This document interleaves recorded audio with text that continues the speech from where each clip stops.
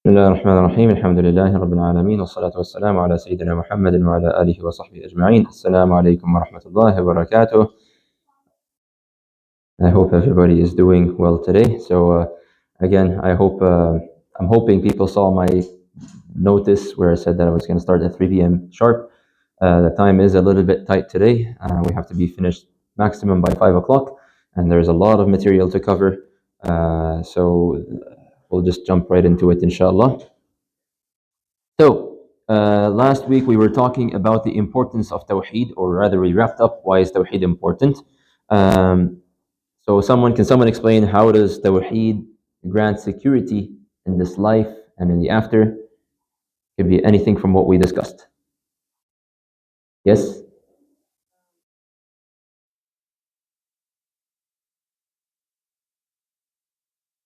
So, meaning, if a person has tawheed, this is one of the conditions for your good deeds to be accepted. That's correct. We did mention that. We also mentioned that, in the verse in the Quran, Allah Azza wa Jalla clarifies that those who believe in La ilaha illallah and who do actions that, reflect La ilaha illallah, Allah Azza wa Jalla shall grant them authority. Allah Azza wa Jalla will grant them control over the land. So subhanAllah, today people are wondering, how do we restore the strength of the ummah, and how do we bring back Palestine, and how do we bring back this land?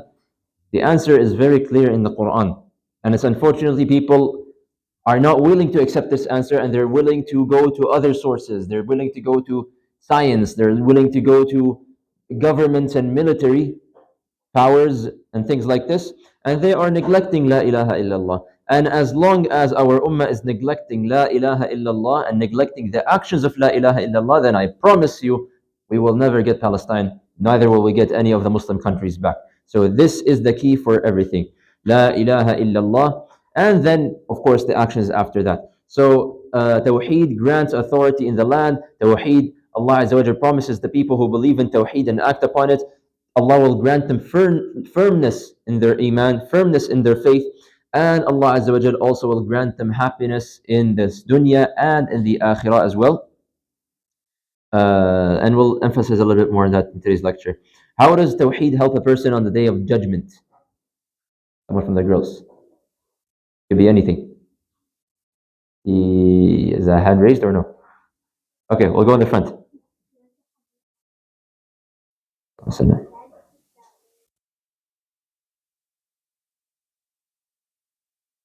Very good.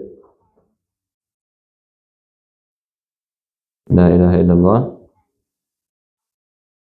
Very good. So the word of Tawheed, La ilaha illallah, not just the word, but also the actions of Tawheed are very heavy on the scales of deeds, right? As shown by the hadith that our friend just mentioned. So the hadith of the man who will come in the day of judgment, and he has tons and tons of bad deeds, and their bad deeds are put on the scale, and then only one small tiny card with La ilaha illallah on it is put on the other side. Yet this small card was much heavier than all of these books and sent them flying up in the air. And also Allah Azza wa Jal grants those who believe in Tawheed protection from all of the horrors of the day of judgment, and that's also something we're going to discuss today. We mentioned the hadith last week about the black stone. What is the importance, as Muslims, what is the why is the black stone important to us? Yes, Ya Hussein. Is that why it's important? That's not really why. Is a better answer. Yes?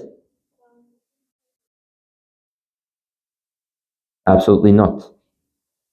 Yes.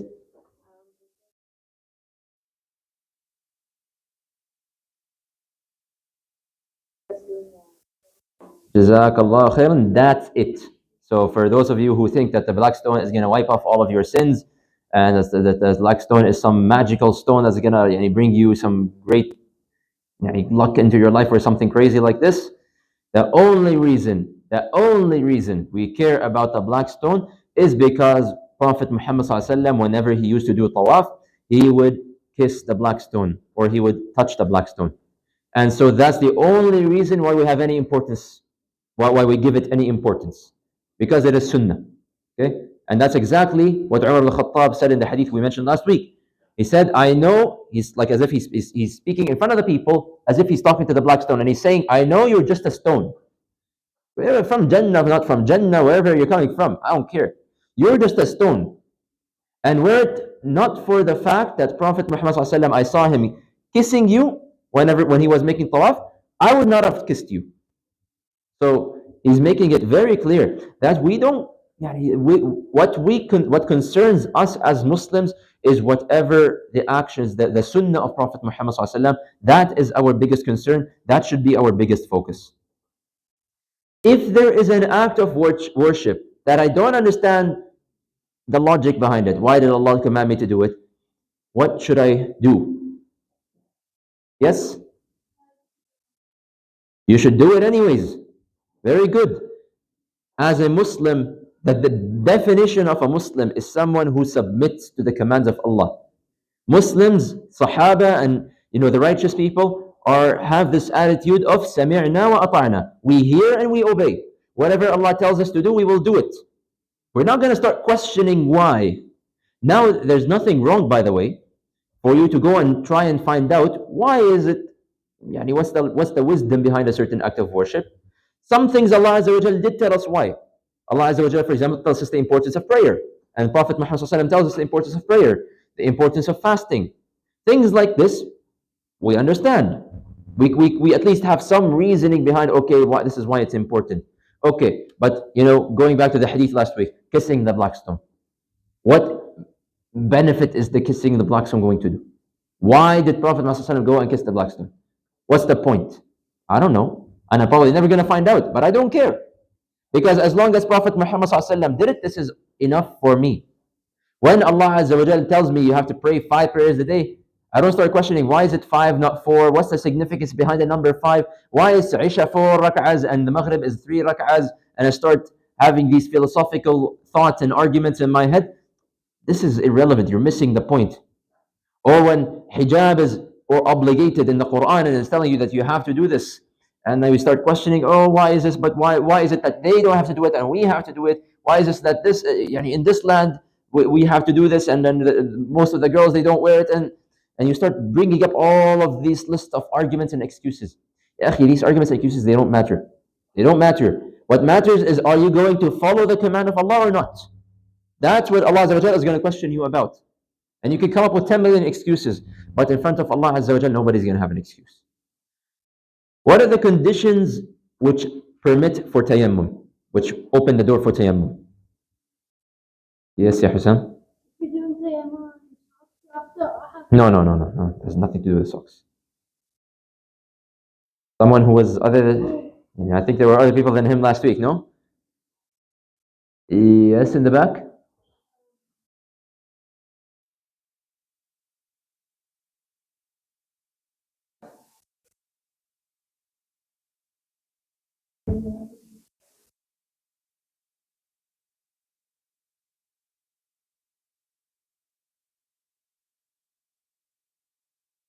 Okay, so that's part of it, okay? So you have to look for water, we mentioned. So basically you cannot find water. So we mentioned one of the conditions is that you have to look for water. And then either you cannot find the water or you are not able to use the water, okay? And you just missed one, which I will just add on. The prayer time should have entered, okay? And as I mentioned, this is an issue of difference, okay? So if you have taken fiqh classes before, or perhaps sometimes if you go home and tell your parents what you learned, they might tell you, we didn't learn this when I learned back in the day. That's because there are differences, okay? There are scholarly differences in this issue, but I'm telling you what Allahu A'lam seems to appear to have the strongest evidences. So the prayer time should have entered, okay? So I cannot, if I've already prayed Asr, I cannot do tayammum in Asr time. But if Maghrib time enters and I haven't prayed Maghrib, now that's the first condition fulfilled. But I cannot find water. I have to go and try to find water. Then if I cannot find water, or if I find water but I'm unable to use it. So for example, I'm up in the mountains and I only have my drinking water. And I still know I still have a long journey ahead of me. And now I might be putting my life at risk if I use this drinking water to make wudu. now what am I going to drink if I get thirsty? I might, get dizzy and pass out in the middle of the mountain. That's going to be a little risk to my life. Or for example, I find the water, but I don't know, there's a danger around the water. For example, and again, if I'm up in the mountains and I find a bear, I find water, but I find a bear next to the water. Or I find a snake next to the water. Am I going to risk my life now just to go and make wudu? So Islam gives us, the makes it easy for us and gives us the excuse to tell us, khalas, now you can do tayammum. As long as all of these conditions are met, you can now perform tayammum. What are the surfaces that you can perform tayammum on? Yes?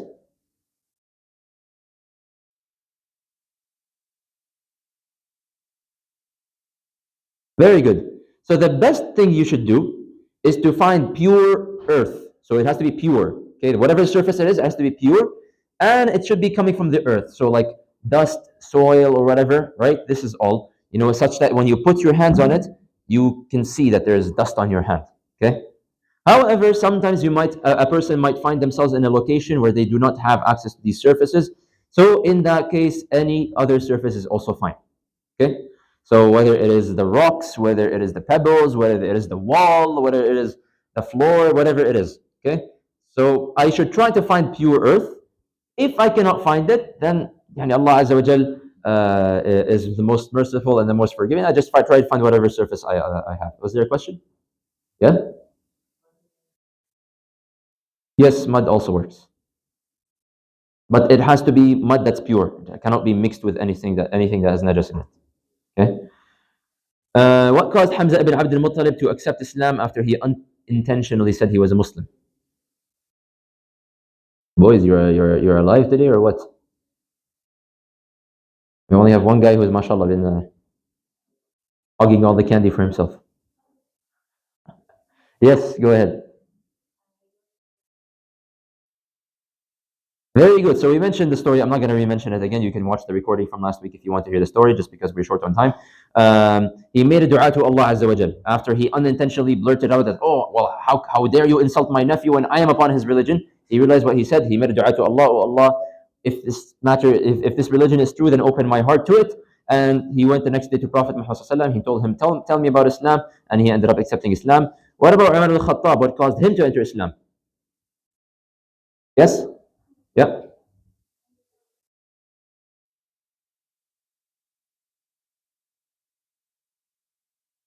Very good. So remember, there was a dua that Prophet Muhammad had made that, oh Allah, honor Islam by one of the two Umars, and Allah Azza wa Jal accepted Umar al-Khattab to become a Muslim. And his story, of course, we all know it. We mentioned last week at least. He goes to the house of his sister. He was angry. He hit his sister. He hit her husband. And then he felt bad. He performed ghusl, read the Quran, then went to Prophet and accepted Islam. Okay, this is like a 10-second summary of the story. Question? Yeah. His name is Amr ibn Hisham, aka Abu Jahl. So he was saying he's making dua, oh Allah, either honor Islam either by making Abu Jahl a Muslim or by making Umar al-Khattab a Muslim. And Allah Azza wa Jal chose Umar al-Khattab. Okay, any questions before I move on? There's a lot of stuff to cover today and there's little time.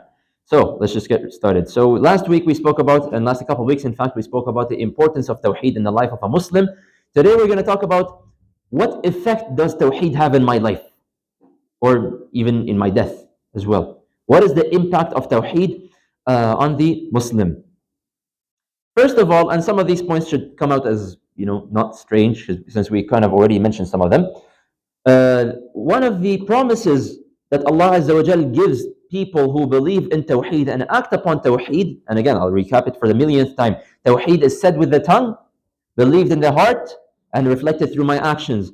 A person who combines these three things, Allah Azza wa Jal mentions so many verses about them in the Quran. Of them is a verse in Surah Al-Nahl, من عمل صالحا من ذكر أو أنثى وهو مؤمن فلنحيينه حياة طيبة. Very clear. And it's like a very blunt promise of Allah Azza wa Jal that we will definitely, surely grant them a very good and a blissful life. We will bless them with a good life. وَلَنَجْزِيَنَّهُمْ أَجْرَهُمْ بِأَحْسَنِ مَا كَانُوا بِأَحْسَنِ الَّذِي كَانُوا يَعْمَلُونَ. That we will reward them according to the best of our deeds. So we already spoke about this, so we don't have to go into a lot of detail. But I found an interesting description, actually, a beautiful description of Tawheed put into perspective, said by one of the great scholars. His name is Ibn al-Qayyim. Ibn al-Qayyim, he says that Tawheed and sincerity, because Tawheed and sincerity, they have to come together. Okay? It's not enough for me to just say La ilaha illallah in the outside and not to have it on the inside. Or just to say La ilaha illallah for the sake of, for the sake of someone or for the sake of gaining something, right? So he says, sincerity and Tawheed, you can think of them like a tree, where the heart essentially is where that tree lives. So your heart is what nourishes this tree. What's in your heart nourishes this tree. And the branches that come out of this tree are a result of your good deeds.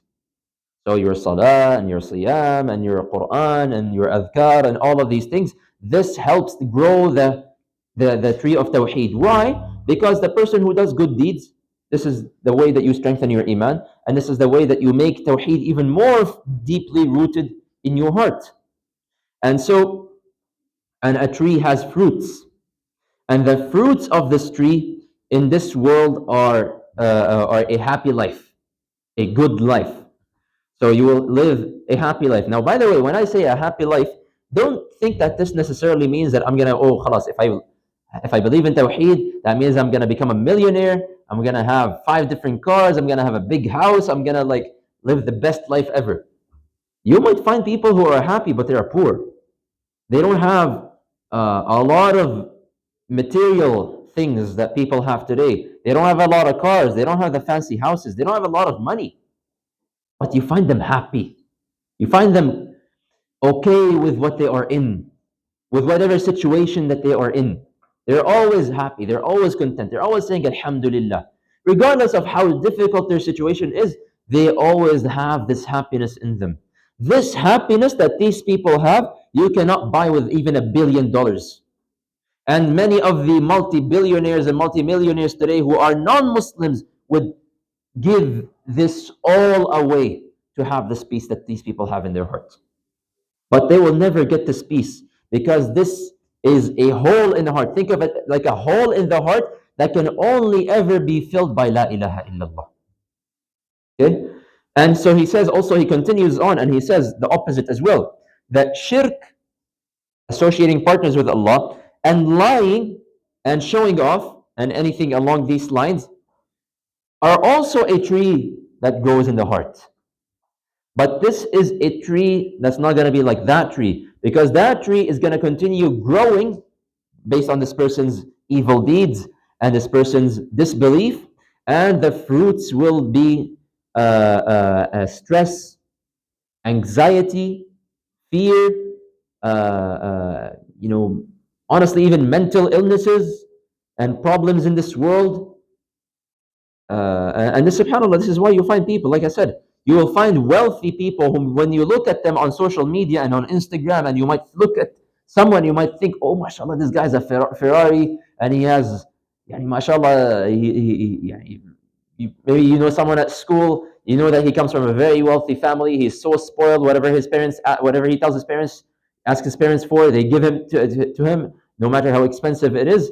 Don't be fooled into thinking these people are living a good life. Sometimes it is these people who are falling into stress and anxiety and mental health problems, and they resort into drugs and alcohol so that they can forget their problems. Okay? And this is why we are so blessed to be Muslims, that we have the blessings of La ilaha illallah and these people do not. So the fruits are stress and worry and anxiety in this world, and in the hereafter, the fruits of it would be punishment and also the tree of Az-Zaqum in Jahannam. So this is one of the one of the impacts of Tawheed on a person's life. The direct impact is that Allah promises you will live a good life. Of the impact as well, which is also relevant, but it's interesting to look into. It gives you protection from distress. Now, what do I mean by distress here? And in fact, all of mankind, both Muslims, this is a very interesting fact, think about it for a second. Both Muslims and non-Muslims, and even atheists, They turn to tawhid when things get really dark for them. The same guy who challenges God and says, "Oh, I don't believe God exists. I don't believe Allah exists. How can you show me the proof?" That same guy, put him in a boat that's sinking, put him in a plane that's falling, put him in a situation where he is about to lose his life. Oh, you will see him flip upside down. "Please, God, God, please save me. Please, God, save me." Oof, oof, oof. What happened to you? 5 minutes ago, you were saying, "Oh, where's the God?" and challenging God, and where's God? Now you're begging and saying, "Oh Allah, oh God, please save me. Oh God, please save me from this situation." Subhanallah. This is the nature of mankind. And this goes back to a concept we mentioned way back, the fitrah. Everybody has La ilaha illallah as part of their fitrah.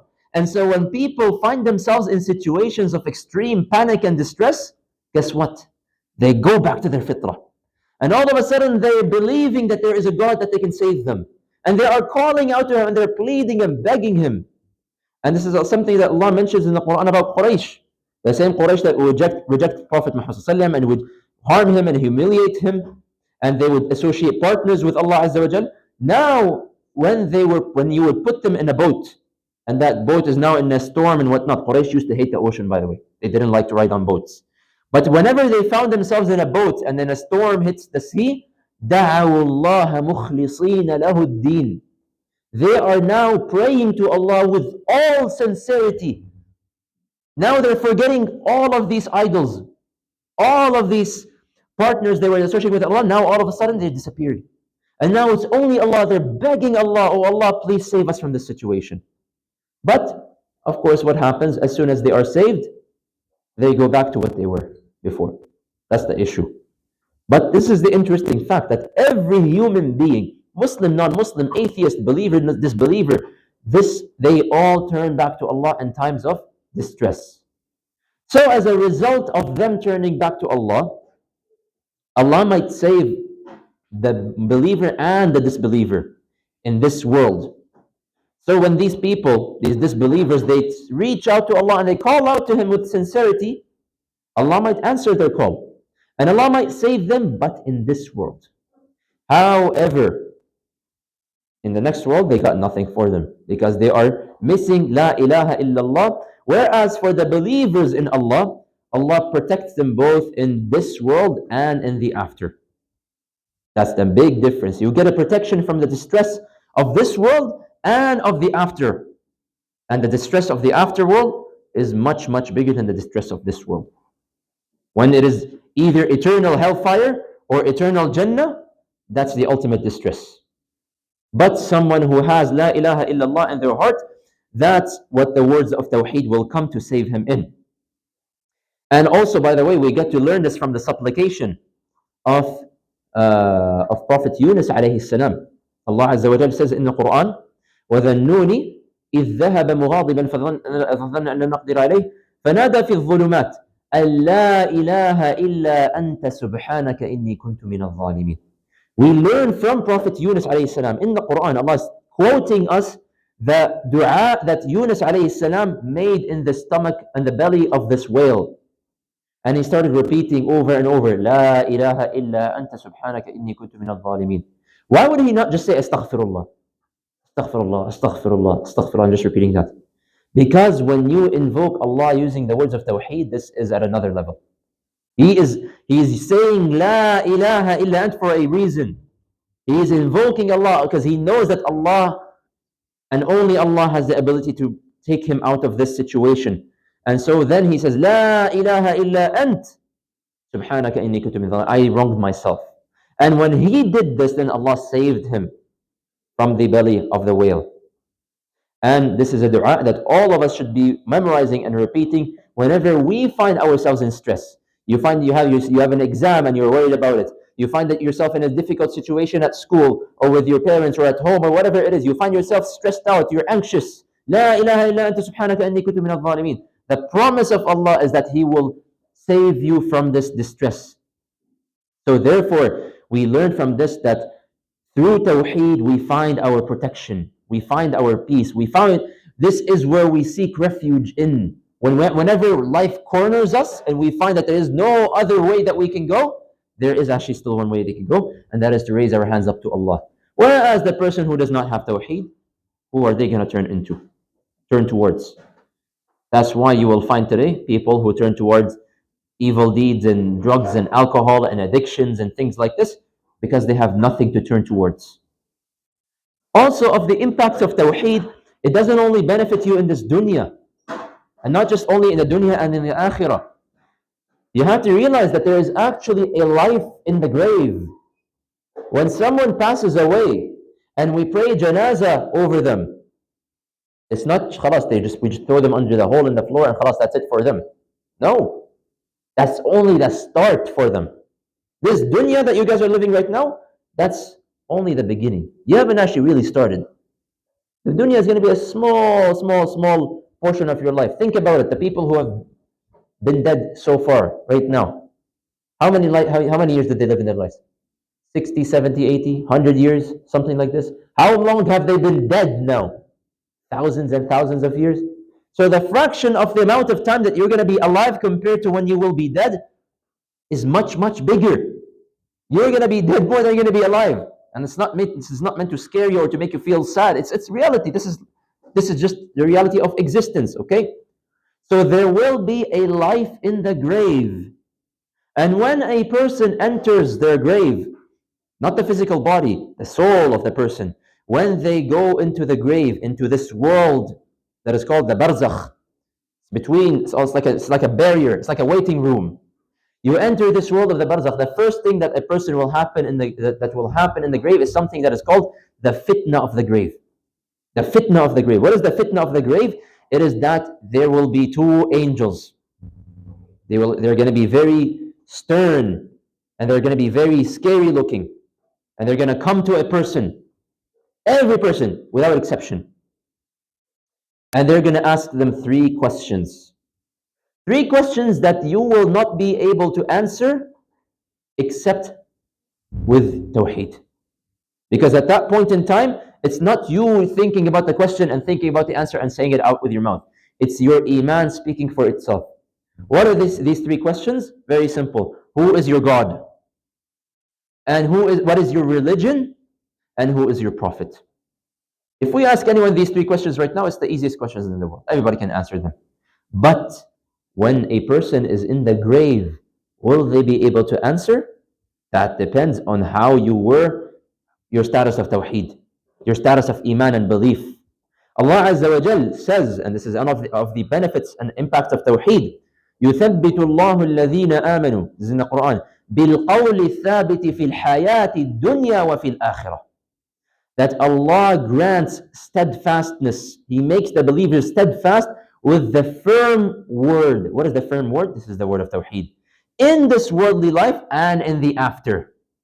Now what is this in the after? That's in the grave. In the grave, when you're questioned by these angels, Allah shall put the firmness of to the person in the grave such that they will be able to answer these three questions correctly. And as a result, if a person answers these questions correctly, then he shall have a good life in the grave as well. So the promise of the good life is not only in the world, but also in the grave. His grave will become very vast and very wide and very comfortable and very beautiful even. You will have a lot of light in the grave as well. So this person will actually enjoy the life in the grave. We might be feeling sad for the person who's dead, but if he has a good life in the grave, then honestly, I feel envious of him. I would rather be in his position than be here. Right? Whereas a person who is unable to answer these questions, then they are subject to the punishments of the grave. So this is of the impact as well of tawheed. And the last point that we will mention, and we've made it pretty clear so far, of the impact of tawheed is, so we said the promise of a good life in this world. We said the promise, the protection from distress in this world and the after. And we mentioned also that it grants you firmness in the grave, and it also saves you in the akhirah. Okay? It saves you from all the horrors of the akhirah. Because you have to understand, the day of judgment is a very long day. Very, very long, and it is a potentially very scary day as well. For a lot of people, the Quran is full of these descriptions of Surah of the Day of Judgment, telling you about the Day of Judgment, or the horrors of the Day of Judgment as well, like things like for example, إذا الشمس كورت وإذا النجوم انكدرت وإذا الجبال سيرت, the Surah Al-Takwir, for example, إذا السماء انفطرت, Surah Al-Infitar, Surah Al-Inshiqaq as well. A lot of these surahs that you guys are memorizing is describing to you the horrors of the day of judgment. Al-Qari'ah, ما القارعة وما أدراك ما القارعة يوم يكون الناس كالفراش المبثوث. People will be so scared that they're scattering everywhere. وتكون الجبال كالعهن المنفوش. Mountains are going to be nothing. They're going to be khalas. They're not going to have that same look, the same structure that they have right now. They're going to be blasted. Okay? So, to anyone who reads this description, and honestly, these descriptions, and this is why we should try to understand what we're reading in the Quran, these descriptions, they should terrify us. The Day of Judgment is not a walk in the park. It is a day that is very, very long, potentially thousands of years long. That's how long it might be. And the one day might be longer than your life in this dunya. One day that is so long that a person might look back on the day of judgment, he will tell Allah that, oh Allah, I only spent half a day in this world. Half a day. You will think you spent half a day in this dunya from how long the day of judgment is. And it has many, many things which are difficult. The sun will be coming down and people will be sweating and sweating. And there's going to be no clouds, nothing except for the shade that Allah grants whoever He wants. There's going to be darkness on the day of judgment. There's no light. There are no street lights. The only light you have is your light, the light of your iman. And you cannot go and steal someone else's light.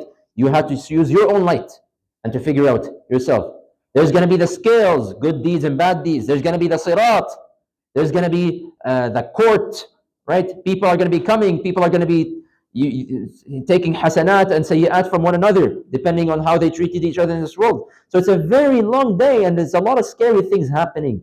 Yet, Allah Azza wa Jal promises the Muslims security on this day, that you don't have anything to be worried about if you have tawheed in your heart, and if you have tawheed in your actions and in the tongue, in the heart, and in the actions. If tawheed exists, then you have nothing to be worried about. Even Jahannam, whom Allah Azza wa Jal says, وَبُرِّزَتِ الْجَحِيمُ لِمَنْ يَرَى, when all of us will be seeing Jahannam. Yet at the same time, Allah says in the Quran, إِنَّ الَّذِينَ سَبَقَتْ لَهُم مِّنَّ الْحُسْنَى أُولَٰئِكَ عَنْهَا مُبْعَدُونَ. Those true believers, they will be as far away from Jahannam. لَا يَسْمَعُونَ حَسِيسَهَا. They will not even hear a single sound coming from Jahannam. Even though Allah Azza wa Jal tells us in the Quran that سَمِعُوا لَهَا تَغَيُّظًا وَزَفِيرًا. It has a nasty sound. Jahannam has a sound. But Allah Azza wa Jal is saying, those who have tawheed, they will not even hear the sound of Jahannam. وَهُمْ فِي مَا اشْتَهَتْ أَنفُسُهُمْ خَالِدُونَ. And they will have anything that they have desired for, meaning in the Jannah. لَا يَحْزُنُهُمُ الْفَزَعُ الْأَكْبَرُ. The greatest terror that they will ever face, the terror of the day of judgment, the terror of hisab, the terror of all of these things, that will not cause them to become worried. لَا يَحْزُنُهُمُ الْفَزَعُ الْأَكْبَرُ. And rather, as a person is just resurrected, he just came out of his grave, he's worried what's going to happen to me, تَتَلَقَّاهُمُ الْمَلَائِكَةِ. The angels will come to them. أَلَّا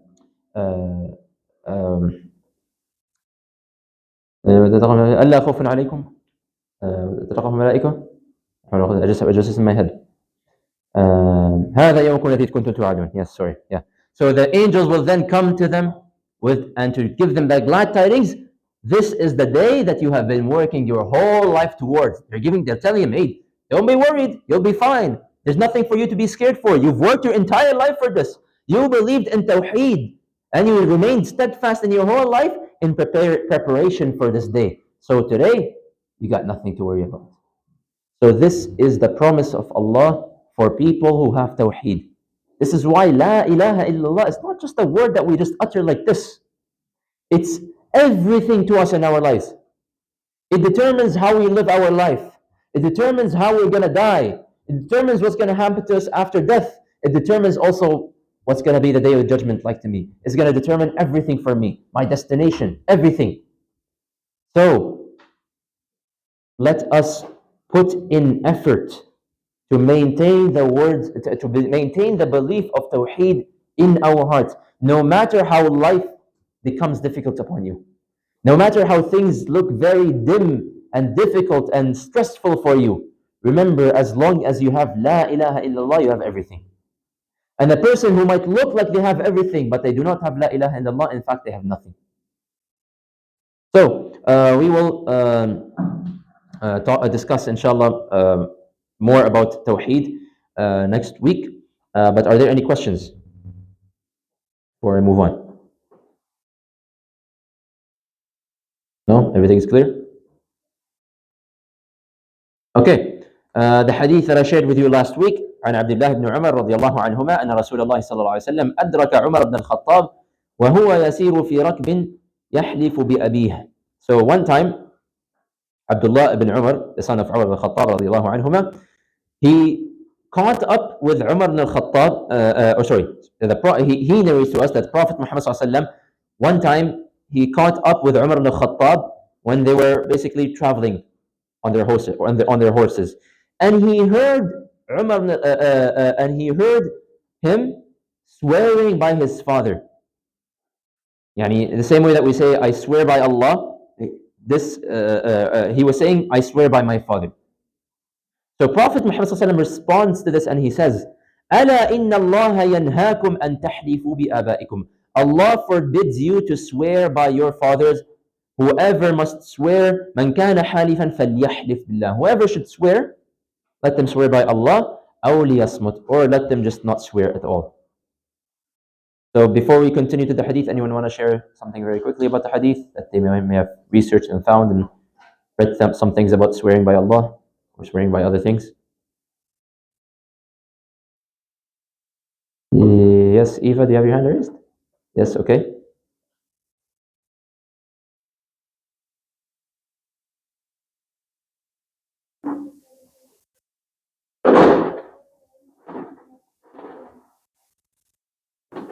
Jazakumullah khair. Girls in the front, please. You need just too much movement going on. Jazakumullah khair. So we'll emphasize on that a little bit further. So obviously, this hadith is speaking about the concept of swearing by something. Okay, swearing an oath. Now, what does it mean to swear an oath?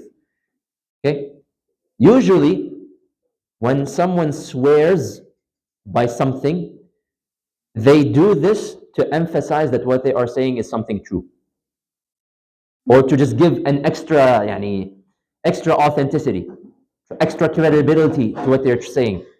They're basically trying to tell the person in front of them, like, no, you have to believe what I'm saying. I promise you what I'm saying is true.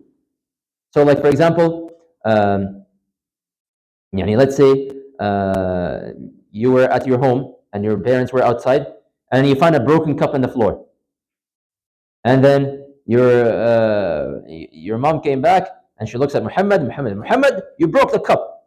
No, I didn't break the cup. I don't believe you. You broke the cup. And then Muhammad, what does he say? Wallahi, I didn't break the cup. Oh, okay. If he said Wallahi, now that's real. That's a real deal. Khalas.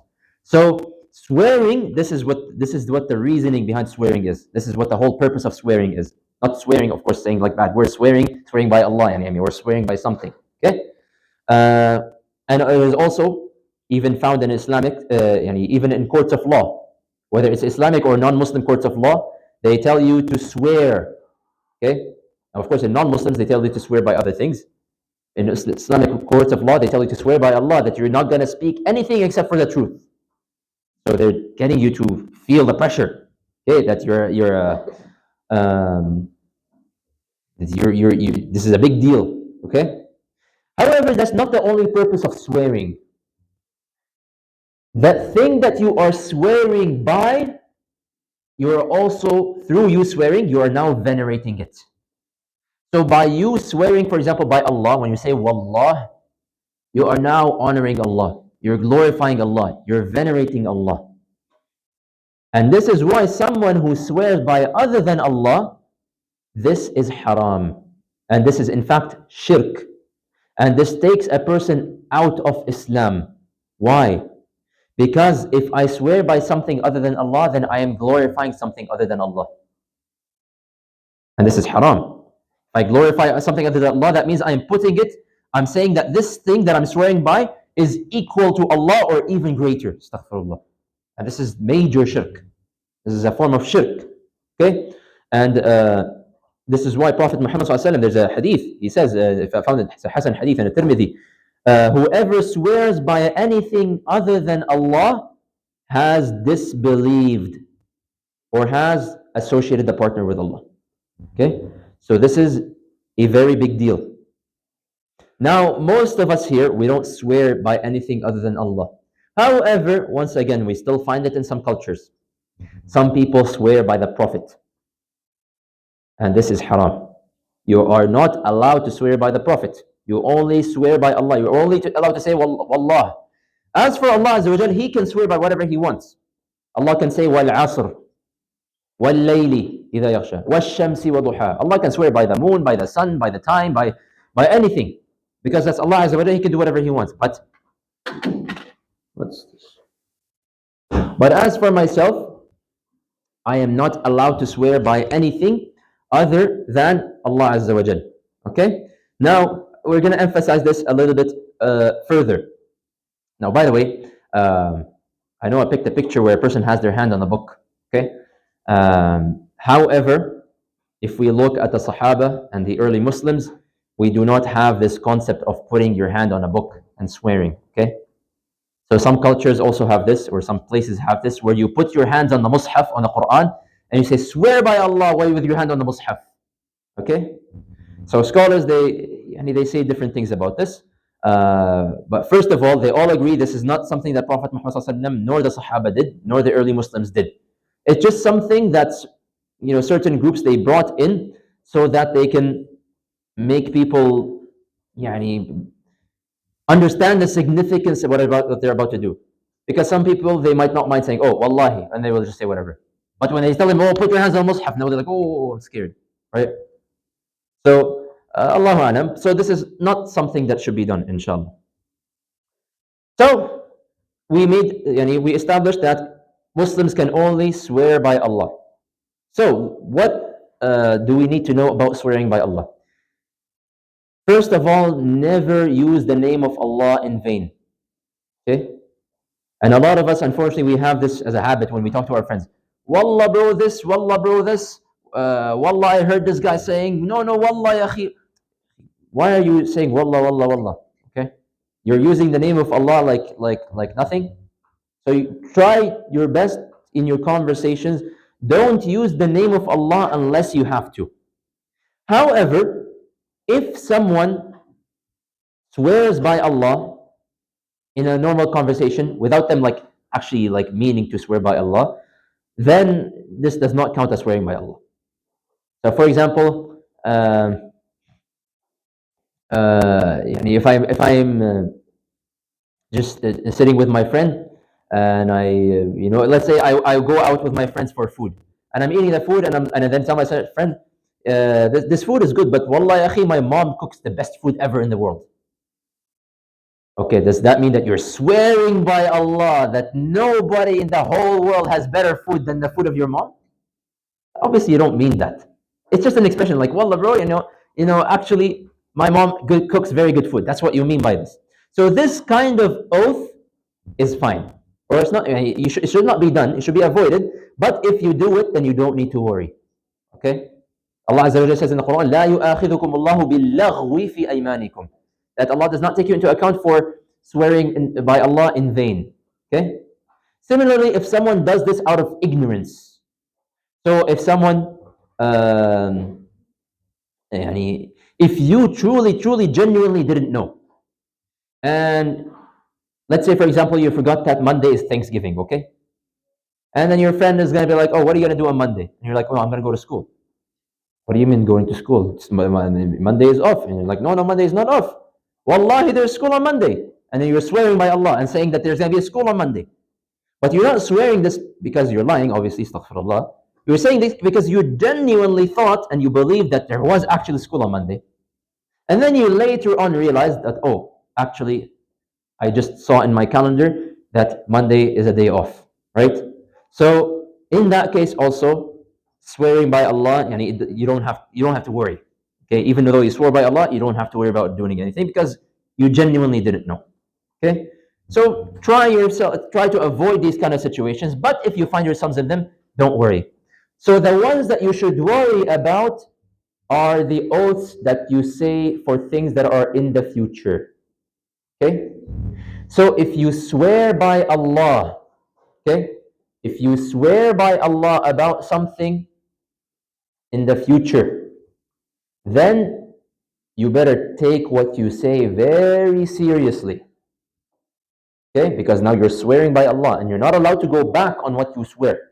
If you go back on what you swear, then there is kind of like a penalty to do. There's an expiation to be offered whenever you swear and then you break what you didn't swear. So, for example, if you say, Wallahi, you just say to yourself, Wallahi, I am not going to play video games ever.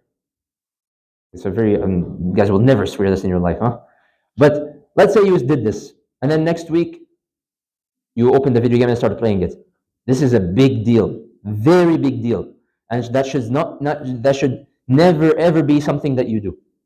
You're not allowed to use the name of Allah in vain and then just do whatever. If you do this, then there is a penalty to be given, an expiation to be offered. What is it? We're going to mention that in a second. Now, in some ahadith found in some of the books of hadith, Prophet Muhammad ﷺ says, whoever swears by Allah but then he adds insha'Allah, then this person does not have to worry about anything. So let's say, Wallahi, I will never play video games in my life ever again, insha'Allah. And then next week I play video games. Then we actually find out that this is okay. So this is why if you swear by Allah for something in the future, add insha'Allah. Just so that you're safe, okay? That you don't find yourself in a position where you have to give something and you forgot that you swore by Allah and then you did something, right?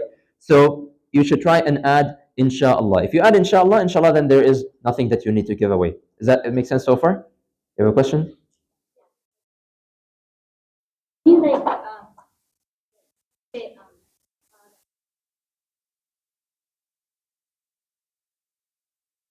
Yes, so that's what I'm saying. No, it doesn't matter. As long as you say inshallah somewhere. Just say inshallah somewhere, then it would, inshallah. Now it's still an oath. You're still swearing by Allah, so you better take what you're saying seriously. So don't just start swearing by Allah and then just adding inshallah to everything and just saying like, oh, okay, this doesn't matter that I said it. You're swearing by Allah. So don't use the name of Allah lightly. Whatever you're swearing by, it's a big deal. Whatever you're swearing about, it's a big deal. But add inshallah just so that you are protecting yourself. Does that make sense? Now, what about if I'm swearing about something in the past? Like, for example, what's a good example? Like, let's say, wallahi, let's say I went out with my friends and I went out with these guys in the front row and I went out for food. And I would say, wallahi, I saw Muhammad eating salad last week. Okay? So if I swear about something in the past, and I realize that actually Muhammad didn't actually eat salad. He actually ate chicken. Okay? In that case, I don't have to offer anything either. Anything regarding the past, I don't have to offer any expiation or any penalty or anything. However, obviously, if I swear by Allah regarding something in the past, I cannot lie. I have to speak the truth. And someone who swears by Allah about something in the past and then is lying, this person is very, very sinful. Swearing by Allah and lying with it is actually a major sin. Major sin, not a minor sin, major sin. And it is called al-yamin al-ghamus, that al-yamin, the oath that will cause the person who swears to go deep into Jahannam. This is why I'm saying swearing by Allah is a big deal, and it should never be taken lightly. Okay? Now, let's say I find myself in a situation where I swear by Allah, hopefully everything makes sense so far. I swear by Allah, but then I realize that there is a better action that I could do for myself. So, for example, I let's say I got in a fight with Ibrahim, okay? And then I said, Wallahi, I will never talk to Ibrahim again in my life, okay? Let's say I did that, and I swore by Allah, and I didn't say inshallah and nothing. Khalas, I swore by Allah, there's no messing around by this point. I'm not allowed to break my oath. But then later when I calmed down, I was angry, then I calmed down and I realized, okay, this is inappropriate. A Muslim should never be the enemy of another Muslim, and Muslim should not cut off another Muslim, things like this, right? It's better to be on good terms with people. But I swear by Allah, what do I do? In that case, I should break my oath. I should break my oath and I should start talking to Ibrahim again. Because it's more pious for Muslims to be talking to one another. It's not a part of Muslim etiquette that they cut each other off and they don't give salam to one another and they don't greet or don't talk to one another, right? So therefore, in this case, I should break the oath. But since I broke the oath, I need to offer the penalty. There is a penalty. What is the penalty? I'm going to talk about that in a second. Because Prophet Muhammad, he says, whoever swears by Allah, an oath basically, and thinks, and then basically realizes that there is something better that they can do, let him basically break the oath and offer the expiation, the penalty, and let him do that which is better. Basically the same example which I just gave you. Does that make sense? Hopefully that makes sense. Now, what is this penalty that I keep talking about? Allah Azza wa Jal mentions it in the Quran.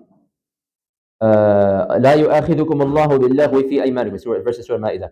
ولكن يؤاخذكم بما عقدتم الأيمان. Allah does not take you into account for oaths that you made when you weren't paying attention or you were just having casual talks and things like this, as I mentioned earlier. But Allah does take you into account what you deliberately swore about. If you end up breaking this, then the penalty is as follows. فكفارته إطعام عشرة مساكين من أوسط ما تطعمون أهليكم. That the penalty is to find 10 poor people and to feed them a meal. And to feed them not just the cheapest meal that you can find, the same meal that you would normally eat for yourself on average, you would take that meal and you would give it to someone who is poor. And you have to find 10 people to do this towards. If you cannot give them food, then you should give them clothing. Something, like here in Calgary, winter jacket, something like this. I don't know, something that they can wear and stay warm with, something that they can cover themselves with. أو كسوتهم أو تحرير رقبة, or to free a slave, which today is not very applicable, to be honest.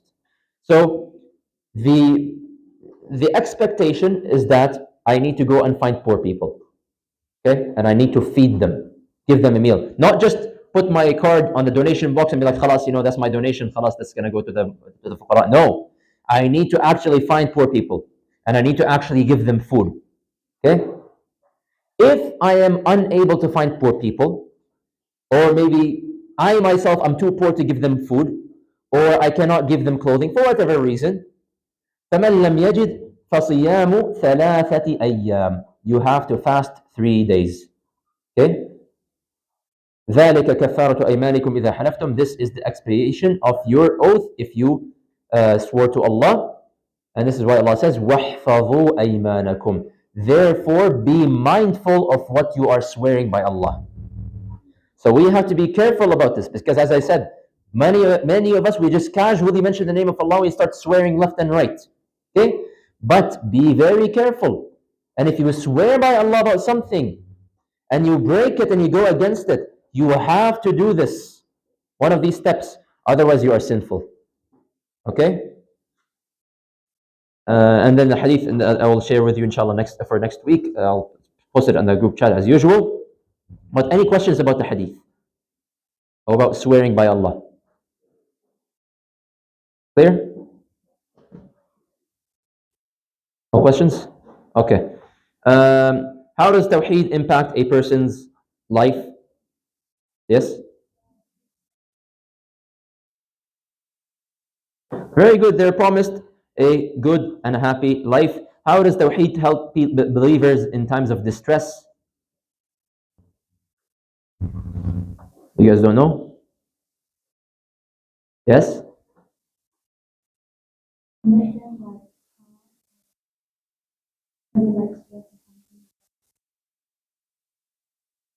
Exactly. They have something I can rely on. I know that if no matter how bad the situation I am in, if I have La ilaha illallah in my life, then I have everything. I have nothing to be worried about. I got Allah. I can make dua to Allah. I can call out to Allah. I can say La ilaha illa anta subhanaka inni kuntu min al-zalimin. So it strengthens my faith and it keeps me firm and it gives me an exit out of my difficulties. What impact does Tawheed have in the grave? Adam?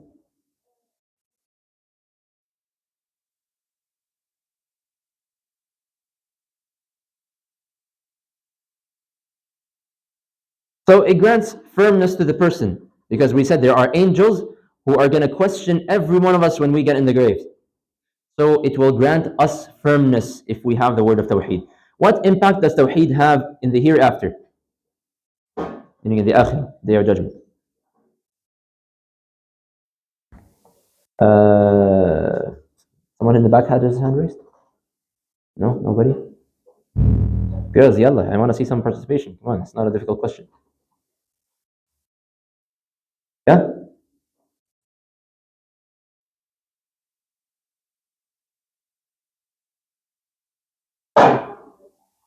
Very good. It saves them from the hellfire. It keeps them away from it. And we previously mentioned that it saves them from an eternal life in hell. So even if someone is punished in Jahannam, they will not be punished eternally. They will enter Jannah eventually. And it grants them safety from all the scary things that will happen on the day of judgment. Okay? Why is it dangerous to purposely swear by other than Allah? Yes, in the back.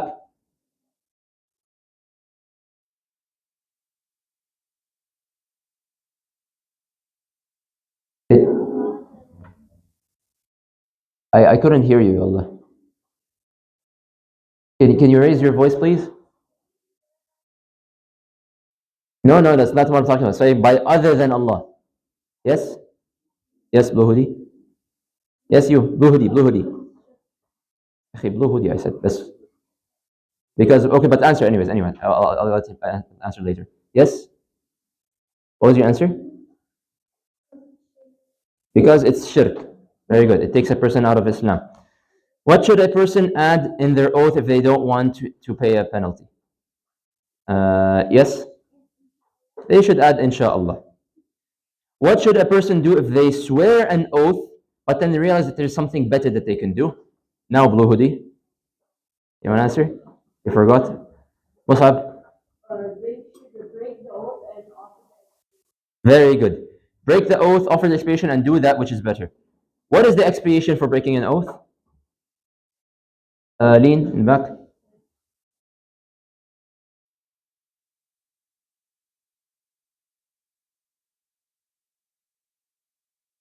So feed 10 people, very good.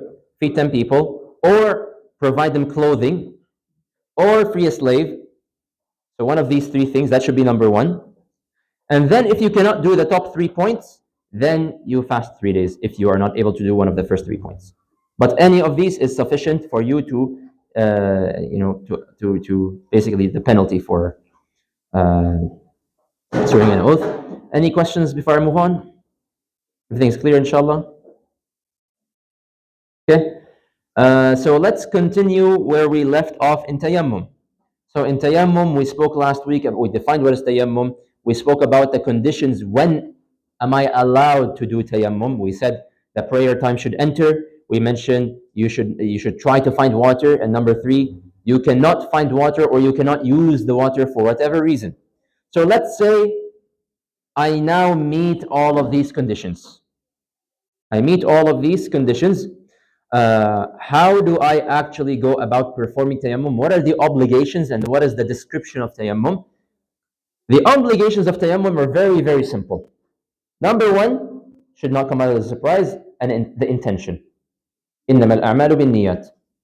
Every action has to be associated with an intention. So before I even do tayammum, I don't need to say anything. Again, intention is in the heart. I simply understand that I am now about to do tayammum. It's in my heart. This is the intention. Then wiping the face. This is another obligation of tayammum. And then wiping the right hand and then the left hand. And doing these things in order. And we get this, by the way, from the hadith of Prophet Muhammad Sallallahu Alaihi Wasallam. Actually, I'll mention the hadith in a second. But how do we do tayammum? Basically, let's say you were up in the mountains and now you're trying to remember the fiqh class and you're trying to remember how do I do tayammum. Very simple, okay? So you make the intention, you take both hands, okay? Hands apart, fingers apart, like this. I will strike the ground, whatever the surface is. We already spoke about the surfaces of tayammum is. So I strike the ground once, okay? Okay? So I strike the ground once, and then I wipe my face, okay? Don't be like, oh, it's disgusting, it's dust on my face. No, you gotta do it. Wipe your face, and obviously, like if you have a little bit too much dust in your hand, you're allowed to like blow on your hand a little bit, or clap and just let some dust go down. But the point is, you need to have some dust in your hand. Then wipe on your face, and then wipe the back of your hands. Okay, starting with the left hand, you wipe the right hand with it, and with the right hand, you wipe the back of your left hand. That's it. That's all is tayammum. That's all it takes. So it takes you literally like 3 seconds to do. Tayammum takes you 3 seconds to do. Okay? Strike, wipe my face, wipe my left hand, back of my left hand, back of my right hand, tayammum is done. That's it. Okay? And we get these, now again, side point. Once again, there are differences when it comes to the issues with tayammum. Some scholars, they will tell you have to strike twice, not just once. They will tell you have to strike once for your face, strike another for your hands. And some scholars tell you it's not sufficient, that you have to wipe your hands to the elbows, not just only the back of your hands. All of these are different opinions, and all of these scholars have different evidences. But Allahu Alam, it seems the strongest evidence. So if you want to follow those other opinions, or you learned it a different way and by different teachers or whatever, you're free to follow those. But I'm telling you what appears, Allahu Alam, to be the strongest evidence, because there is a authentic hadith that is narrated by Al-Bukhari about Ammar ibn Yasir radiyallahu anhu. I'm just going to quickly mention the hadith, where Ammar ibn Yasir, one time he went on an expedition, okay? Or he was on a journey, and he entered the major hadath. We spoke about what is major hadath. So he entered the state of major hadath, and he couldn't find water. And at that time, he wasn't sure what to do. Like, can I just do tayammum, or how do I do tayammum? Like, I need to do ghusl. Like, how can I do tayammum for ghusl? So what did he do? He basically dropped his whole body on the sand, and he just rolled in the sand. That's what he did. Okay? And then later, when he came back to Medina, he went to Prophet Muhammad and he told him, I was in the middle of the desert, and I was in the state of major hadath, and I needed to pray. So I performed tayammum. I dropped myself in the sand, and I rolled in the sand. So Prophet Muhammad laughed. He told him, you didn't know how to do this. It was enough, and this is now where we get it. He says, إِنَّمَا كَانَ يَكْفِيَكَ أَن تَصْنَعَ هَكَذَا. It would have been enough for you to do like this. And what did he do? فَضَرَبَ بِكَفِّهِ ضَرْبَةً عَلَى الْأَرْضِ. He hit both of his hands, one strike. Okay, and this is why I'm saying one strike on the ground. ثُمَّ نَفَضَهَا. So he blew on his hands to get some of the dust out. ثُمَّ مَسَحَ بِهَا.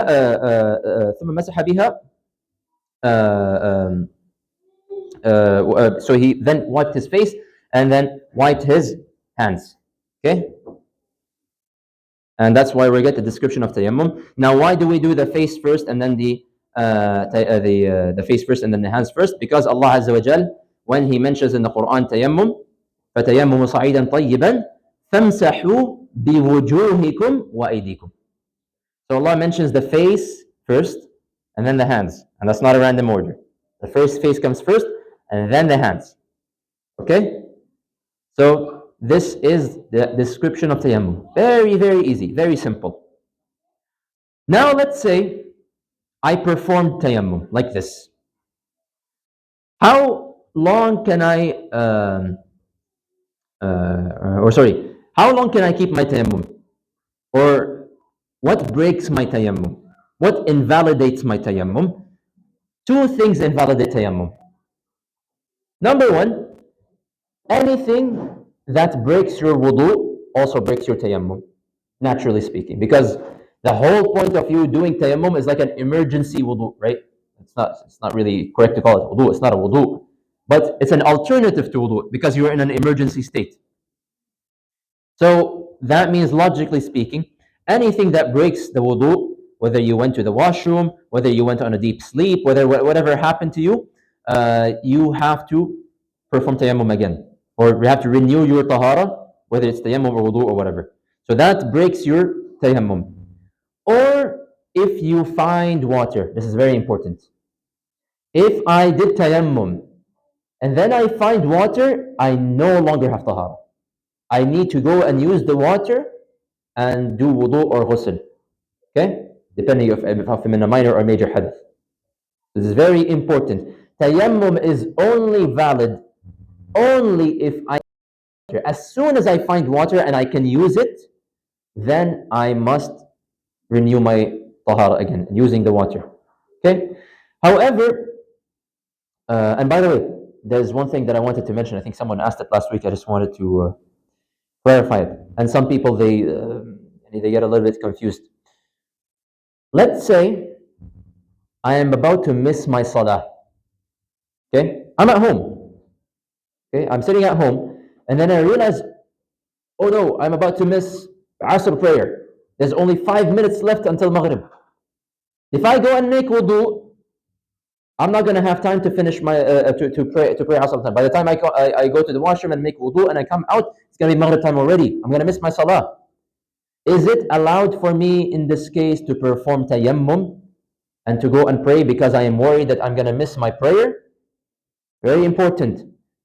The answer, according to the vast majority of scholars, is no, you are not allowed. You are not allowed, even if it causes you to miss your prayer. You go, if you have water and you can find water, you can access the water, you have to go and access the water. If you don't have an excuse for why you're delaying your prayer, then you're in trouble. You're simply in trouble. Like, you put yourself in this position. Why would you put yourself in this position? So plan ahead of time. If you're at home and you have water, plan ahead of time so that you don't delay your prayers and you pray them on time. And if you genuinely woke up late, like let's say for Fajr, and you set all of your alarms and all of these things, and then you woke up, but then there was 5 minutes left to sunrise. In that case, even if you miss it, sleeping is one of the excuses. Like genuine forgetfulness and genuine sleeping is one of the excuses, actually, that Allah gives an excuse to a person and does not make them sinful if they miss a salah. So therefore, you already have an excuse. So go and perform wudu and pray Fajr, even if you've missed the time of Fajr.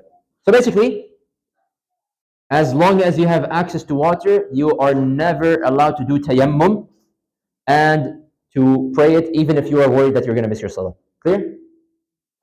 Now, when it comes to the issue of finding water, I need your attention here, because there's different cases that we need to consider.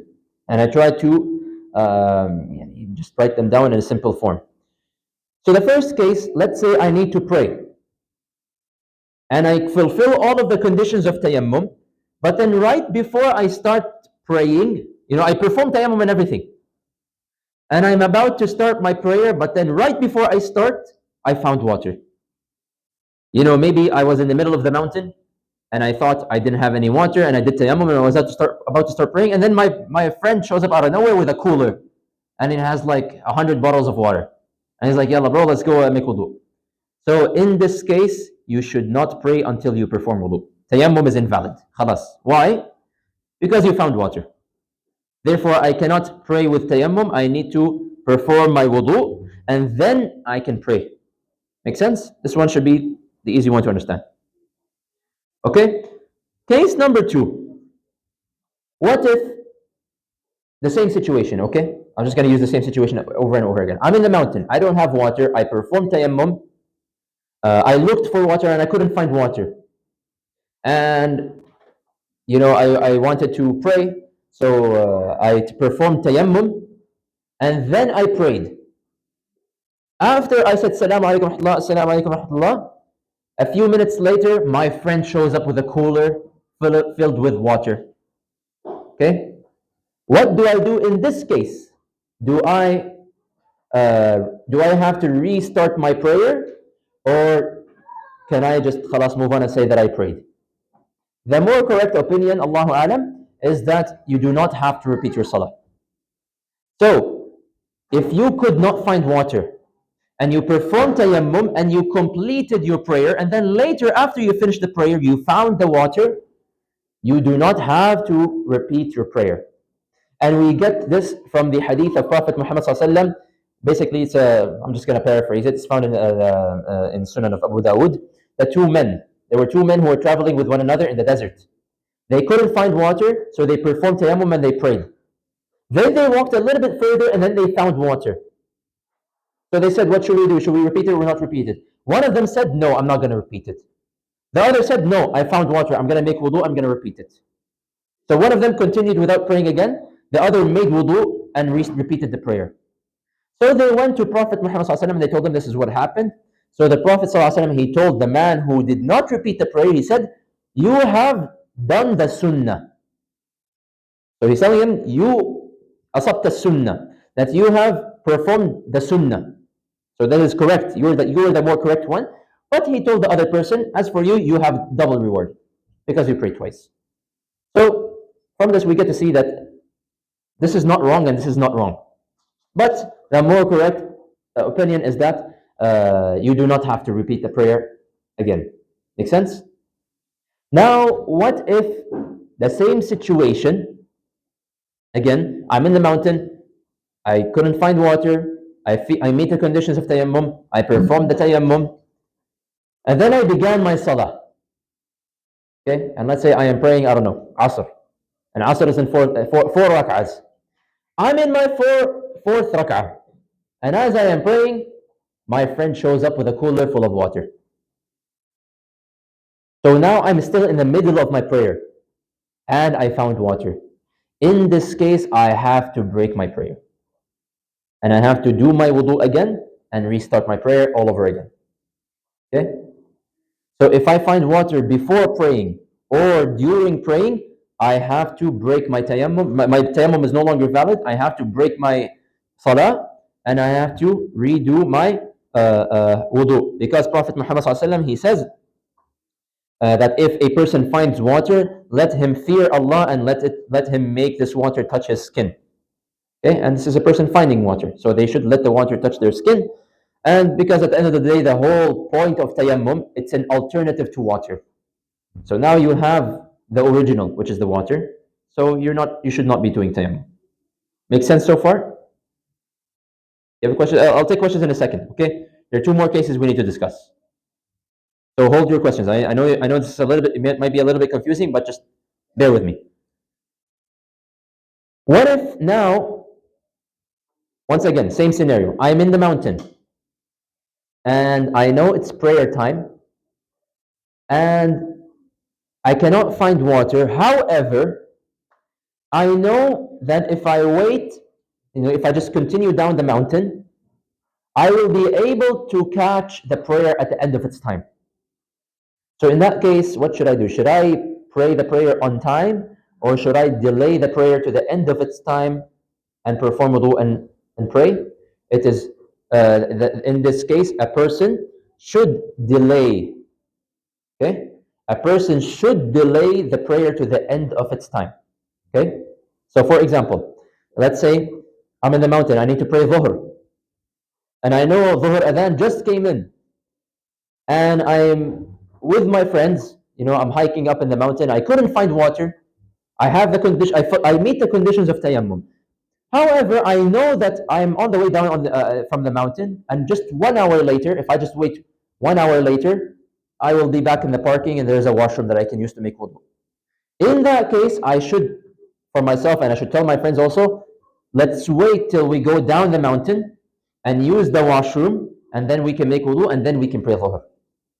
because you know you're not going to miss the salah time. So you should wait till you have water. Does that make sense? Okay. But now let's say I'm in a similar situation, but now I am not sure. Okay. I am not sure whether I will find, so the same scenario, I'm up in the mountain, I need to pray, Dhuhr time has just entered. I'm up in the mountain and I don't know. If I go down the mountain, will I miss Asr prayer or no? Like, will it be a long time before I arrive at a place that has water? Or maybe you're not even sure if you're gonna find water. Like, if I go down in the parking, will I actually find any water? If a person is not sure, then in this case, they should perform tayammum and they should pray on time, and inshallah, it will not be a problem for them. So these are all the cases. These are all the cases that we should be aware of in terms of tayammum.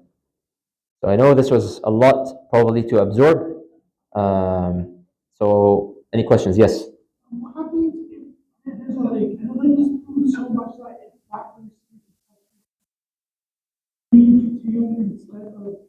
So in that case, this is not pure water, right?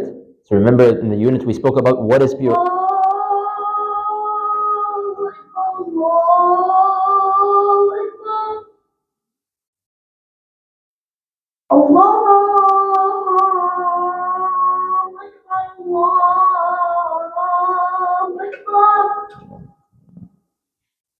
أشهد أن لا إله إلا الله أشهد أن لا إله إلا الله أشهد أن محمدا رسول الله أشهد أن محمدا رسول الله حي على الصلاة حي على الصلاة حي على الفلاح حي على الفلاح الله أكبر الله أكبر لا إله إلا الله.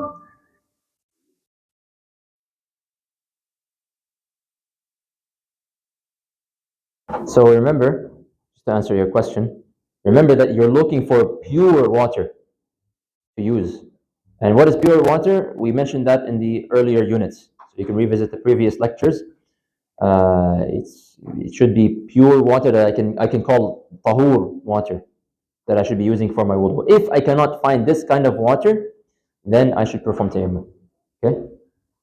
So if it's dangerous water, dirty, filthy water, it has mixed things in it, okay? I should not be using that. Question?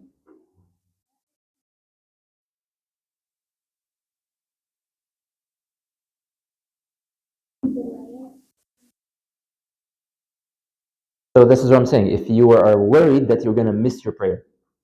So if you know that you're going to find water, but I am worried if I delay my prayer, I might miss it, it's better for me to do tayammum. Okay? If I know for sure that, oh, I'm going to make it back by the time that, like let's say you're on a road trip and there's salah time, you understand there's salah time, but it says on the GPS there's only 1 hour drive from where you are to your house. It's better for you to wait the 1 hour, go to your house, use the sink, and then pray. Okay? But if you think that you're going to miss or you're worried that you might miss it, do tayammum. If you cannot find water. Yes?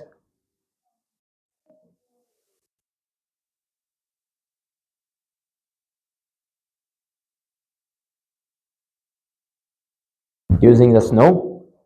Well, that depends.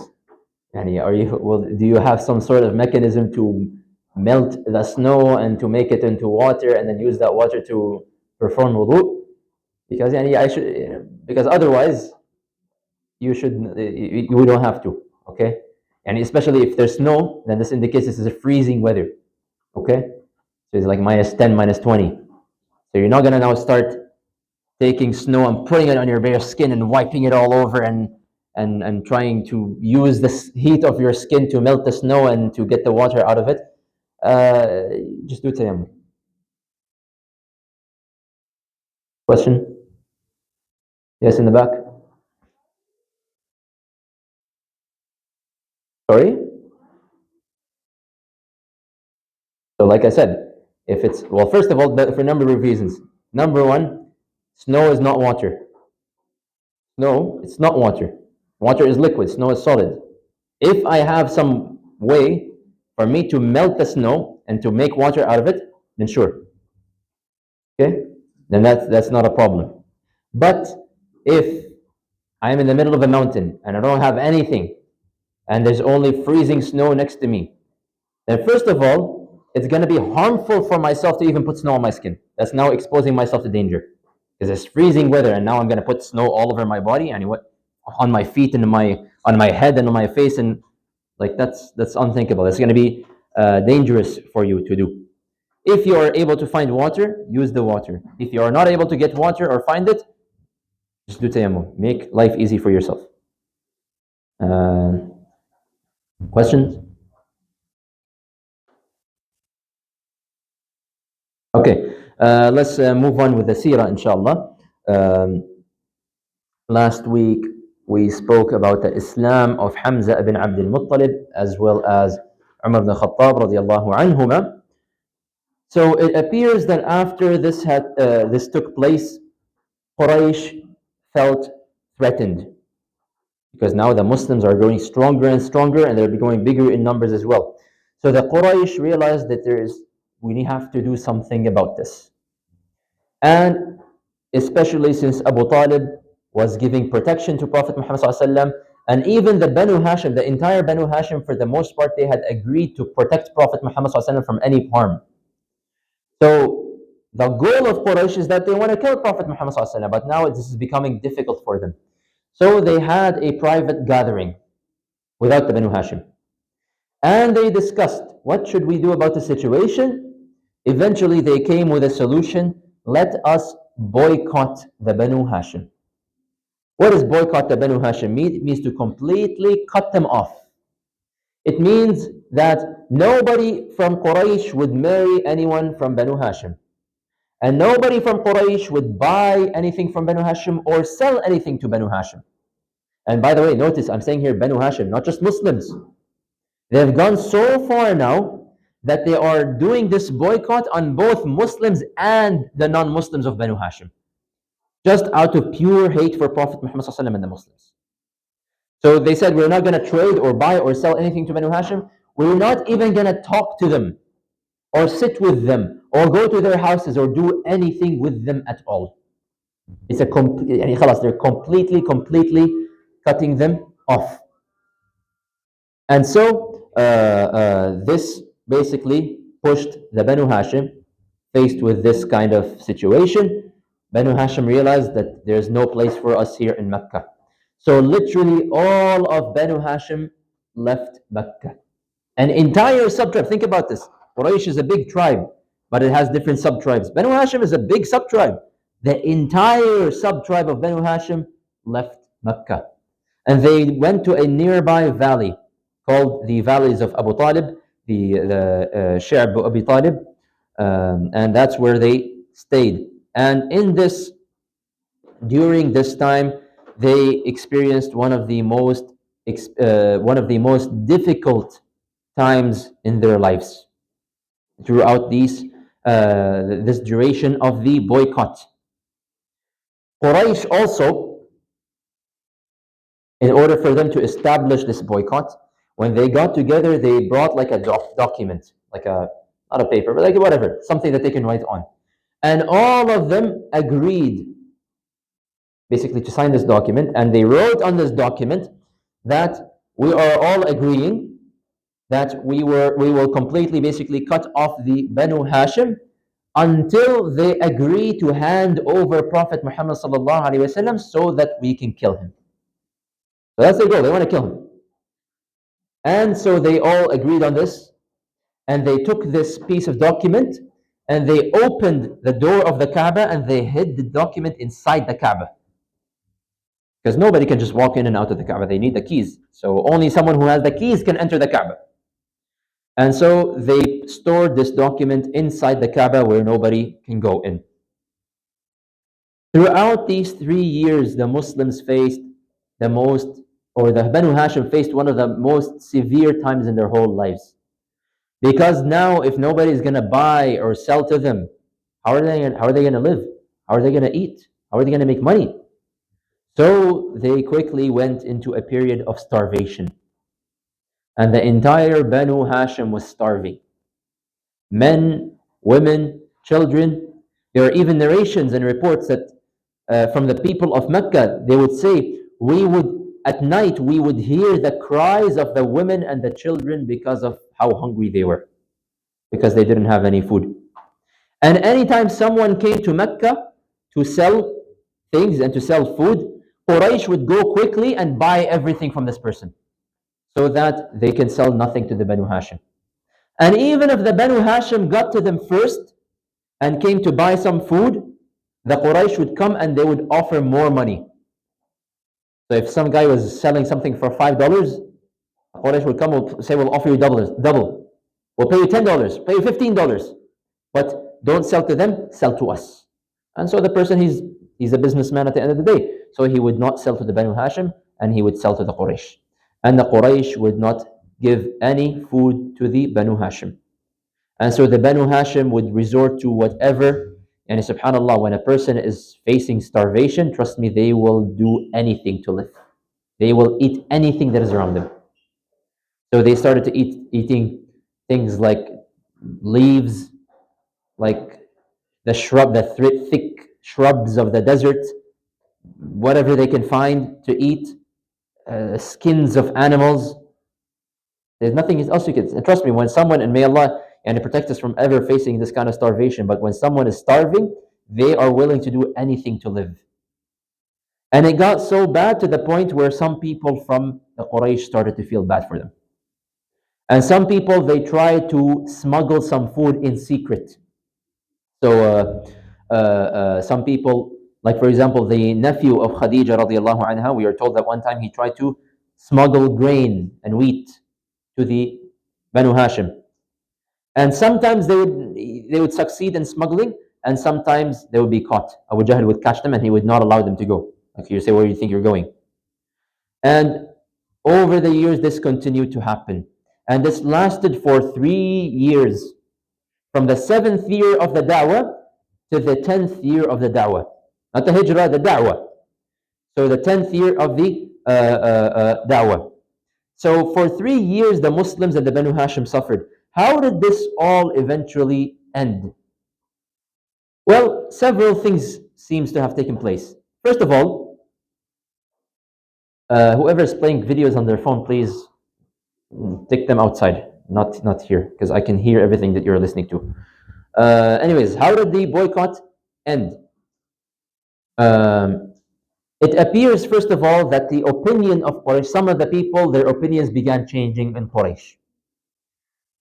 So some people who were initially with the idea of kicking out the Banu Hashim, now they felt bad and they changed their opinions. And there were a few people who got together. There was a group of 6 or so people who got together and they agreed, we're going to go in front of everyone and we're going to say that we're against this boycott. So one day they all go together and they stand up in front of the Kaaba and they said that we are against this boycott, that how can we accept that we can eat and drink and enjoy our lives whereas there are people starving over there? Abu Jahl says, no, we all agreed upon this. And then another man stands up and he says, no, we did not agree upon this. A third man, fourth man, fifth man stands up. One by one, they all stand up and they say, no, we are against this. Okay? So the opinion of Quraysh was slowly starting to change. And then one incident took place and that sealed the deal. That's what really ended the boycott. And that is that one day, Prophet Muhammad ﷺ went to Abu Talib in the valleys. And he told him, "Oh, my uncle, Allah has just informed me that this document that they wrote this boycott in, this document that's stored inside the Kaaba, Allah sent some insects or some ants or whatever that ate up this document except for whatever has Allah's name in it." Okay? So he told him, "Are you sure about this?" He says, "I am sure about this." So Abu Talib now goes to Mecca, to the Quraysh. And he tells them, "Look, guys, I got a deal for you. I have a deal for you. If, my nephew just told me that this document that you guys wrote up that is inside the Kaaba has been eaten up except for whatever has Allah's name in it. If he is speaking the truth, then you have to end this boycott. But if this document is still there, then I promise you I will hand over Prophet Muhammad to you." So to them, this was now, khalas, alhamdulillah, this is what they were looking for. Because to them, they like think about it. What are the chances that some insects are going to come and they're going to eat up a whole piece of paper except for the names of Allah? Like, this is very unthinkable. So they think to themselves, khalas, alhamdulillah, Abu Talib finally came back to his senses, alhamdulillah, everything's going to be okay now. So they agreed. They're happy about this. So they opened the Kaaba, they unlocked the Kaaba, they took it out, they took out the pouch, they took out the document, and they were shocked to see the whole document has been eaten up except for the words Bismikallahum. Bismikallahum. And so they were very angry and frustrated about this, but of course there was nothing that they could do about this. They made their agreement, and therefore they were forced to end this boycott, and the Banu Hashim was finally allowed to return back to Mecca. However, their stay in Mecca after this would not be pleasant for very long, because right after this boycott has ended, barely a few months later, Allah has willed for several tragedies to take place regarding Prophet Muhammad ﷺ. One after the other. Barely they have time to return back to Mecca, except that Abu Talib falls sick. Abu Talib, by this point, he's over 80 years old. And he's gone through a lot. He's gone through the boycott as an old man, and he's gone through a lot of mental pain and a lot of physical pain. So it's taken a toll on him. And now he is sick, and people realize that he is not going to make it. Abu Talib is going to die. And so it is mentioned that Quraysh actually tried one final attempt. And they went to Abu Talib and they told him, "We want you to talk to your nephew. Tell him to leave us alone and we'll leave him alone. Tell him to leave our religion alone and we will leave his religion alone. Just tell him to do this." So Abu Talib goes to Prophet Muhammad ﷺ and he tells him that "O Muhammad ﷺ, these are your people. They're asking you to leave the religion alone and they'll leave your religion alone." So he tells them, "I am willing to leave them alone if they can just give me one word. Just one word they can give it to me. If they give it to me, I'll leave them alone and they will become victorious over all the Arabs." So they were saying like, wow, what is this one word? Abu Jahl even says, "You want one word, we'll give you 10 words, not just one word." But then he says, "The word that I want is La ilaha illallah. The word I want is for you to say La ilaha illallah and to not associate any partners with him." And then they said, "We have no use for this." And then on his deathbed, when Abu Talib was on his final moments of his life, we are told in the narration that Prophet Muhammad ﷺ, again, this is his father figure. He's very sad, he's very emotional. So he enters upon Abu Talib and he sees Abu Lahab and Abu Jahl and all of these people gathered around Abu Talib. So he goes to Abu Talib and he says to him, "Oh my uncle, just say one word, one thing. Just say La ilaha illallah. If you say La ilaha illallah, then at least when I stand in front of Allah, I can argue in front of Allah for you so that Allah can save you.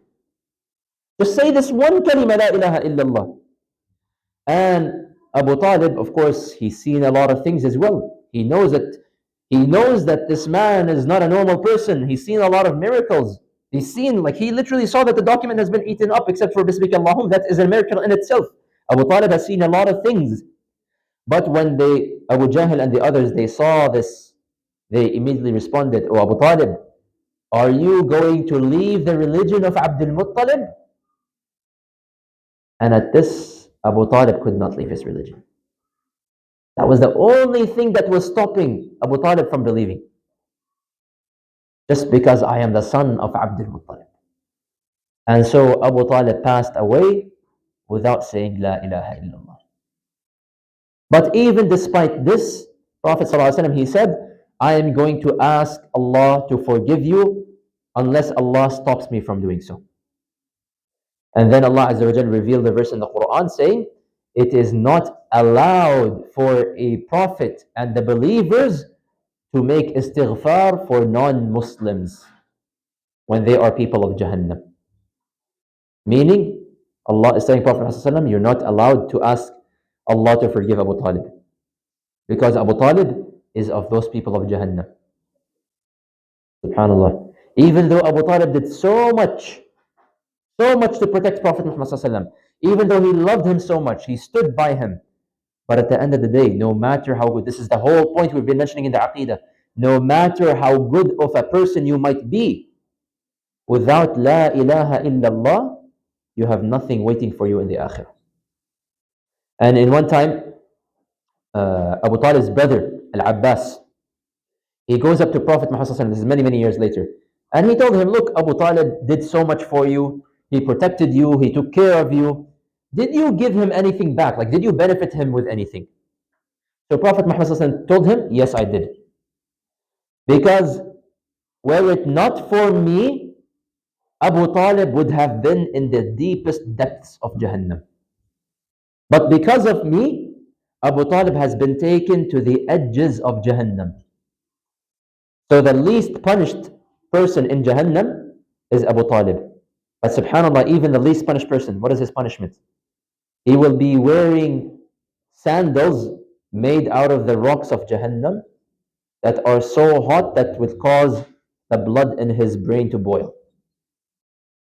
That's the least punishment of Jahannam. SubhanAllah. So Abu Talib passes away, and it was only a few days later that another tragedy comes to Prophet Muhammad ﷺ, and that is the death of his number one support in his life, the death of Khadija radiallahu anha. And the companions mentioned that when Khadija passed away, we did not see the Prophet ﷺ smile for months. He was so sad and so depressed at the death of Khadija. And at that point, there was no janazah prayer, so he just simply buried her. He dug her grave. He buried her with his own two hands, and subhanallah. And there were more tragedies that also happened, but we will talk about them next week. But because of all of these tragedies that took place, this whole year was given a title. The 10th year of the Dawah, it was given the title, the year of sorrow, Amul Huzn, the year of sadness, the year of sorrow. Just like Amul Fil, it was called Amul Fil because something so big happened, the attack of the elephants.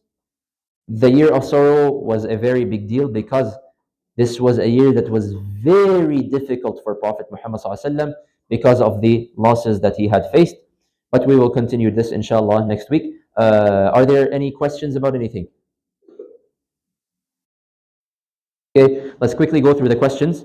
What are the obligations of tayammum? Yes?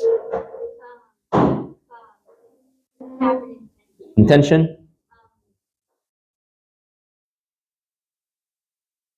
Wiping the face? The right hand and the left hand. Yes. And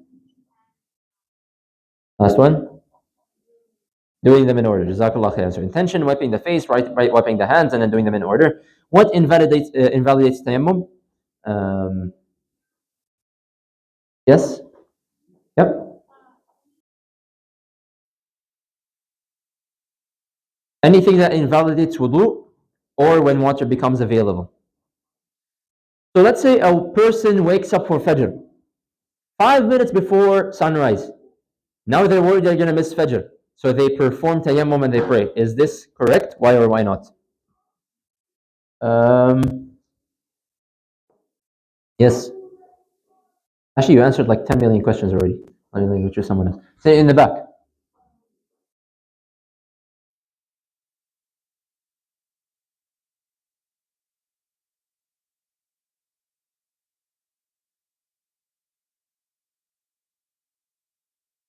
Good. So this is incorrect. They should not be performing tayammum. They should perform wudu and they should pray even if they end up missing the time. Okay? A person is in the middle of a road trip and they don't have water and they don't know maybe where is the next gas station so that they can, go to the washroom. So they perform tayammum and they pray, but then they drive for 10 minutes later and then they find a gas station. What should they do in terms of their salah? Um, yes. Yeah.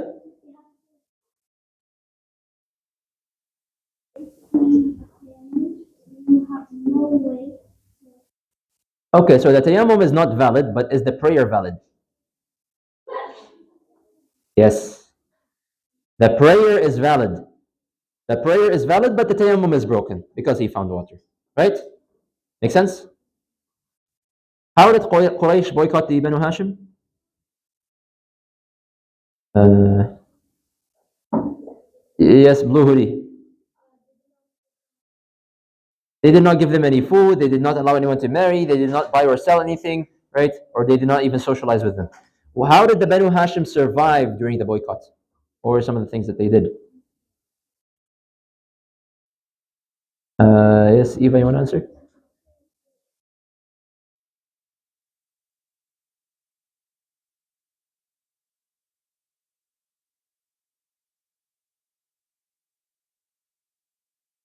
Very good. So they would eat like the trees and the eating from the leaves and the shrubs and whatever people provided them in sea, whatever they could get their hands on. How did the boycott end? Yes, in the very back. Yes. Yep. The some of the bugs or like some ants or insects, they came and they ate the document, and Abu Talib told them basically, if it's true and you didn't find the document and you find it eaten up except for that phrase, then you have to end the boycott, and they had to end the boycott. What happened in the year of sorrow, which caused Prophet Muhammad ﷺ lots of sadness and grief? Yes. Yep.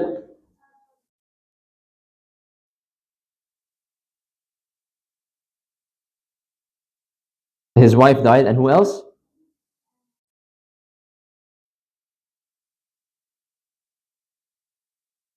For what? Someone want to help her? Abu Talib. Abu Talib. So his uncle Abu Talib and his wife Khadija radiallahu anha passed away. So inshallah, for next week, just to be on the safer side, I think next week again we're going to start our lecture at 3 p.m. sharp again for next week, just to be on the safer side. But we are at the end of the lecture, so the questions will be posted inshallah in the group chat.